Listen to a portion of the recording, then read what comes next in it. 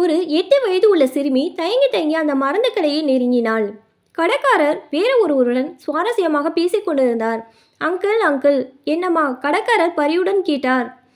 அண்ணனுக்கு உடம்பு சரியில்லை, மருந்து வேணும். திக்கி திக்கியபடியே கண்களில் கண்ணீருடன் சொன்னாள். மருந்து சீட்டு கொண்டு வந்தாயா குழந்தை? அந்த குழந்தை ஒன்றும் தெரியாமல் முழித்தது. அப்படின்னா என்கிட்ட காசு இருக்கு என்றபடியே தன் பைக்குள் கையை விட்டு அந்த மண் உண்டியலை எடுத்து டேபிள் மேல் வைத்தாள். காசு பத்தலைனா நான் வீட்டுக்கு போய் வேறு காசு கொண்டு வரேன் அங்கிள். மருந்து கொடுங்க அங்கிள். இந்த மருந்து கொடுத்தா என்னோட அண்ணனுக்கு உடம்பு சரியாயிரும் ப்ளீஸ் அங்கிள். குழந்தை அழுகைக்கு தயாரானது. சரிம்மா அழாதே, மருந்து பேர் என்ன?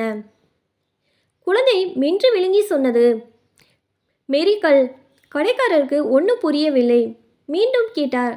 நல்லா ஞாபகப்படுத்தி சொல்லுமா, என்ன மருந்து பேர்? Miracle uncle. அப்படி ஒரு மருந்தே இல்லையேம்மா. ஆமாம், உனக்கு யார் இந்த மருந்து பேரை சொன்னது? குழந்தை கண்ணீருடன் சொன்னது, டாக்டர் அம்மா அப்பா கிட்ட பேசிக்கிட்டு இருக்கும்போது நான் கேட்டேன். இந்த மருந்து இருந்தாதான் அண்ணன் பிழைக்க முடியுமா அங்கிள்? Please uncle. குழந்தை அழுகை ஆரம்பித்தது. அதுவரை நடப்பதை வேடிக்கை பார்த்து கொண்டிருந்த அவரது நண்பர் அக்குழந்தையிடம் வந்தார். அழாதை செல்லம், உன் அண்ணனுக்கு வேண்டிய மருந்தை நான் வாங்கி தருகிறேன்.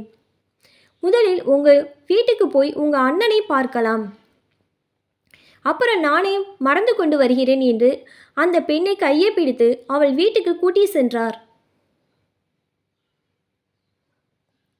வீட்டில் அவளது அண்ணனை பரிசோதித்த அவர்களது பெற்றோர்களிடம் அனைத்து விவரங்களையும் கேட்டு தெரிந்து கொண்டு அந்த நோயாளி குழந்தையுடன் அதே மருத்துவமனைக்கு சென்று அக்குழந்தைக்கு சிகிச்சை செய்த டாக்டரிடம் விவரத்தை கேட்டு அறிந்தார்.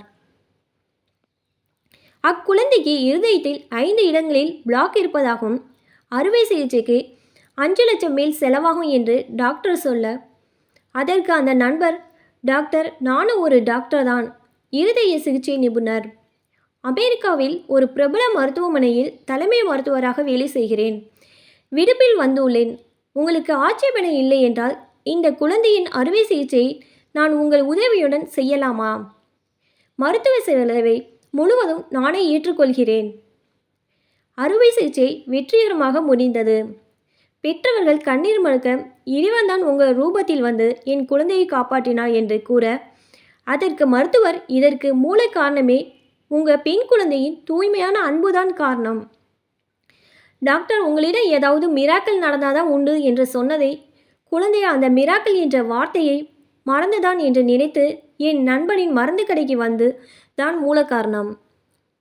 எல்லாம் வல்ல இறைவனுக்கு தெரியும் யார் யாருக்கு எந்தெந்த நேரத்தில் எதை கொடுக்க வேணும் என்று. அதை இப்பொழுது உங்கள் பெண் மூலமாக கொடுத்து உள்ளார்.